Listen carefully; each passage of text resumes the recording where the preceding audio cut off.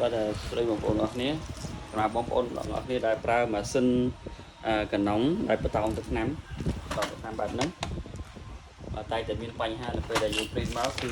ពណ៌ color វាដាច់ឆ្កូតអីចឹងណាដើម្បីធ្វើឲ្យវាបានស្អាតឡើងវិញគឺខ្ញុំនឹងបង្ហាញនៅក្នុងវីដេអូនេះតែទី1គឺយើងត្រូវមានថង់មួយបាទថង់ទី2គឺត្រូវមានគៀបទី3គឺត្រូវមានក្រដាសជូតមាត់បាទដំបូងមកគឺយើងបើកគម្រប scanner នឹងឡើងអញ្ចឹងគឺម៉ាស៊ីន print ហ្នឹងគឺវានឹងដើរការត្រេករបស់វាហ្នឹងមកចំកណ្ដាលបាទប្រភេទតំណណាហើយយើងសង្កេតឃើញថាទឹកថ្នាំនៅក្នុងតាយ៉ូនេះគឺអត់មានទេដោយសារតែយើងប្រើទៅគឺវាចូលខ្យល់អញ្ចឹងដើម្បីធ្វើឲ្យវាស្អាតឡើងវិញគឺយើងត្រូវប្រើវិធីនេះយើងដោះនេះចេញមកបាទយើងបើកក្របទាំងអស់តមកទៀតយើងដោះគាត់ទឹកថ្នាំក្នុងម៉ាស៊ីនហ្នឹងបាទដោះវាចេញមកចឹងមកហើយខ្ញុំដាក់ទឹកថ្នាំនេះដាក់ថង់នេះចូលក្នុងហ្នឹងតមកខ្ញុំផ្ងាវាឡើងលើបាទផ្ងាឡើងលើបែបហ្នឹងហើយខ្ញុំបើខ្ញុំលើកទឹកថ្នាំនេះឲ្យខ្ពស់បាទលើកឲ្យខ្ពស់មកដើម្បីឲ្យទឹកថ្នាំវាជ្រាលចូលទៅក្នុងអេប៉ុងរបស់អីការត្រេកមួយទាំងអស់ហ្នឹងដោយសារវាមានខ្យល់នៅក្នុងហ្នឹងអញ្ចឹងគឺយើងធ្វើការបង្ហើបគម្របទាំងអស់បាទដើម្បីឲ្យទឹកថ្នាំវាងាយស្រួលនឹងហូរធ្លាក់ចុះទៅក្រោមទឹកថ្នាំពណ៌ខៀវវិញនេះដូចស្ទះវាអត់ដែរអញ្ចឹងគឺយើងលើកវាឡើងយ៉ាងបែបហ្នឹងលើករហូតដល់ទឹកថ្នាំគឺពេញនៅនឹងអេប៉ុងទាំងអស់បានយើងធ្វើការជូតសម្អាតហើយដាក់ចូលទៅក្នុងម៉ាស៊ីនវិញនេះយើងយូរដែរការធ្វើហ្នឹង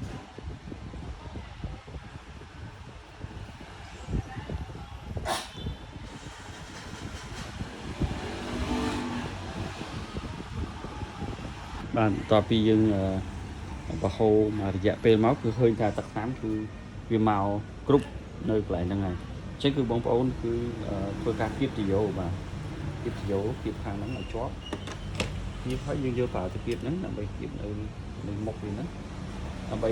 កុំឲ្យទឹកថ្នាំហ្នឹងវាជ្រាវហូរចូលទៅក្នុងកំប៉ុងនេះវិញបាទហើយយើងធ្វើការសម្អាតទៅលើគ្រាប់ទឹកថ្នាំហ្នឹងខ្ញុំសម្អាតវាទៅបាទជួនប៉ុណ្ណឹងហើយយើងយកតែស្បោងនឹងចេញក៏មកយើងដាក់ចូលទៅវិញតាមលំនាំខ្សែឡើងលំនាំដើមវិញបាទដាក់ចឹងមកខ្ញុំធ្វើការសម្អាតទឹកថ្នាំហើយបន្តមកទៀតខ្ញុំបិទគម្របវាជាធម្មតាបាទប៉ុណ្ណឹងគឺអាចចាត់ទុកថារួចរាល់ហើយ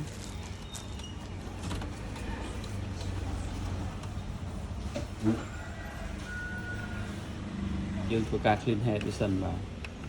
ចូលទៅកន្លែង maintenance តោះមកយើងចូលពាក្យ cleaning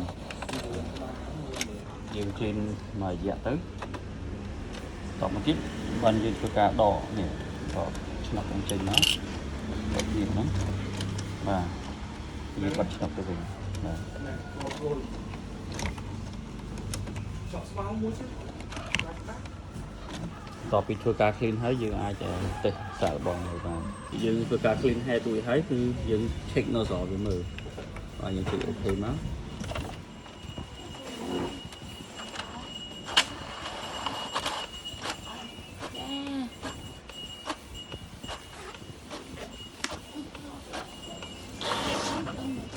នេះ nozzle វាបន្ទាប់ពីយើងធ្វើការផ្ទេរទឹកថ្នាំហើយនឹង clean headខ្ញុំឃើញថាម៉ាស៊ីនហ្នឹងគឺវាស្អាតតែវា head ស្ទើរពណ៌ខ្មៅតូចតិចតែអត់អីអាចប្រើបានប៉ុណ្ណឹងបាទ